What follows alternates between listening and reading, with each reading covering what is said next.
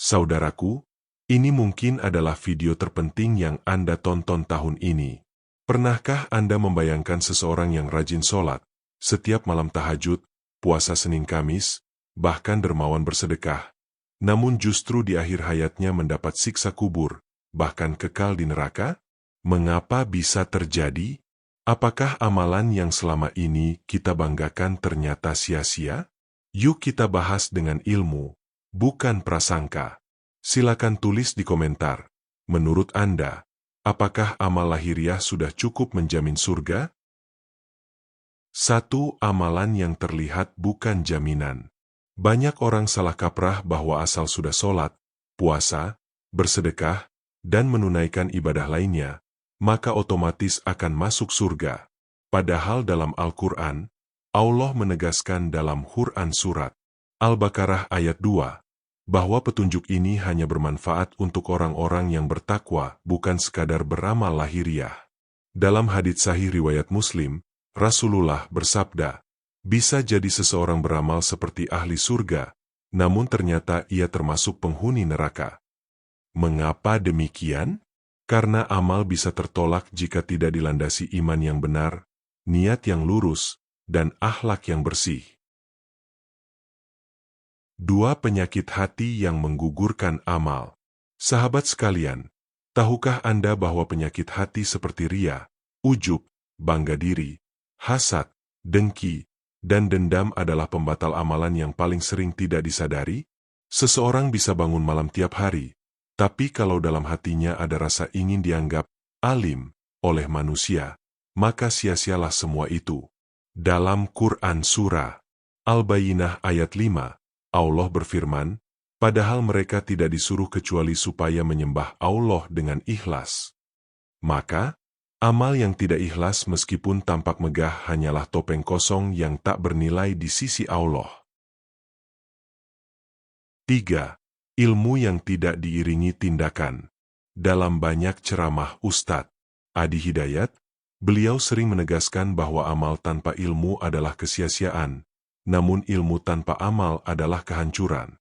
Banyak orang rajin menghadiri majelis, bahkan menghafal hadits, namun tidak ada perubahan dalam akhlak dan perilaku. Allah berfirman dalam Quran Surat Asy-Syaff, mengapa kamu mengatakan apa yang tidak kamu kerjakan? Allah sangat murka pada orang yang hanya pintar berkata tapi tidak mengamalkannya. 4. Hak sesama manusia yang diabaikan. Rasulullah pernah bertanya kepada para sahabat, tahukah kalian siapa orang yang bangkrut? Mereka menjawab, orang yang tidak punya dinar dan dirham. Rasul pun menjawab, yang bangkrut dari umatku adalah orang yang datang pada hari kiamat dengan sholat, puasa, dan zakat. Namun dia pernah mencaci orang ini, menuduh orang itu, memakan harta orang, menumpahkan darah, dan memukul. Semua amalnya akan diberikan kepada korban, hingga habis. Hadis riwayat Muslim. Artinya, kita bisa rajin ibadah, tapi kalau masih menzalimi sesama, maka amal akan habis dibagi-bagikan sebagai ganti rugi di akhirat. 5. Siksa kubur dan neraka bagi ahli ibadah munafik. Banyak kisah nyata dari zaman sahabat dan ulama salaf tentang orang-orang yang tampak soleh di dunia namun mendapat siksa kubur. Bahkan dalam Al-Quran, Allah menyebutkan sifat orang munafik.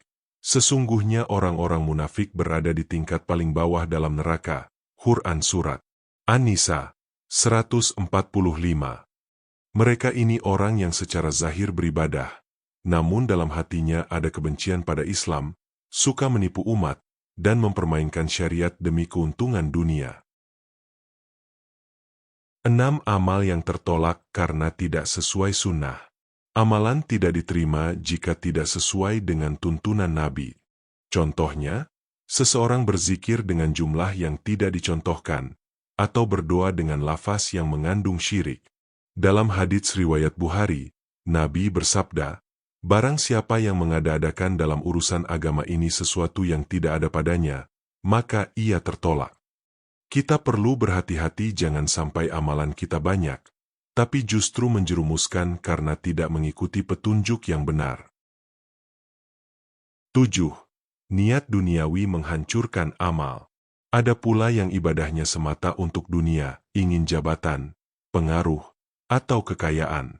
Dalam hadits riwayat Ahmad, Rasulullah bersabda bahwa 3 orang pertama yang dilemparkan ke neraka adalah mujahid, alim, dan dermawan, semua karena mereka beramal untuk ria, bukan karena Allah. Ini menunjukkan bahwa ukuran akhirat bukan kuantitas, tapi kualitas dan keikhlasan amal. 8. Solusi agar amal diterima dan selamat. Agar selamat dari ancaman siksa kubur dan neraka meski kita sudah rajin beribadah, kuncinya ada pada 3 hal. 1. Luruskan niat hanya untuk Allah. 2. Ikuti sunnah Nabi dengan ilmu. Dan 3. Bersihkan hati dan perbaiki akhlak terhadap manusia. Jangan puas hanya dengan rutinitas ibadah, tapi terus evaluasi keikhlasan dan dampaknya dalam kehidupan. Seorang mukmin sejati adalah yang semakin banyak amal, semakin takut amalnya tidak diterima. Tips praktis. Sebelum beramal, tanya diri, untuk siapa ini saya lakukan? Setelah beramal, jangan bangga. Katakan, semoga Allah terima. Sering-seringlah membaca doa, Ya Allah, terimalah amal kami, ampuni khilaf kami. Sahabat cahaya hati, jangan sia-siakan usia, tenaga, dan amal hanya untuk dunia. Perbaikilah hati dan niat. Jika video ini menyentuh jiwa Anda, bantu sebarkan. Klik like kalau Anda ingin amal diterima Allah. Tulis komentar, apa yang ingin Anda perbaiki dari ibadah Anda? Dan jangan lupa subscribe agar tak tertinggal ilmu penting seperti ini di video selanjutnya.